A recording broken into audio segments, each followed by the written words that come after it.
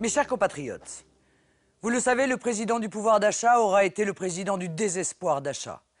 Toujours plus pour les gros, mais toujours moins dans votre portefeuille. Cette situation n'est pas une fatalité. On peut agir, on doit agir. Je propose plusieurs mesures immédiates, concrètes pour peser sur les prix et améliorer le pouvoir d'achat des Français. Agir d'abord sur les prix à la pompe. Il faut une baisse immédiate de 20% de la taxe sur l'essence, qui représente 60% du prix à la pompe, compensée par une surtaxation des grands groupes pétroliers et gaziers. Cette mesure permettra une baisse de 20 centimes par litre.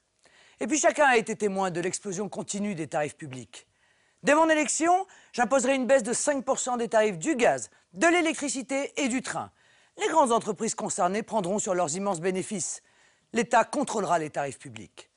Je mettrai fin aux raquettes des radars automatiques, qui doivent être annoncés et démonter des routes où ils servent surtout de machine à sous. Je contrôlerai beaucoup plus sévèrement les marges de la grande distribution par la loi. Fini le hold-up. Je lutterai enfin férocement contre les ententes, parce qu'elles captent 30% du pouvoir d'achat des Français.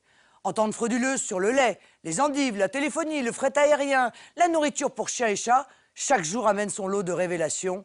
Les victimes sont toujours les consommateurs.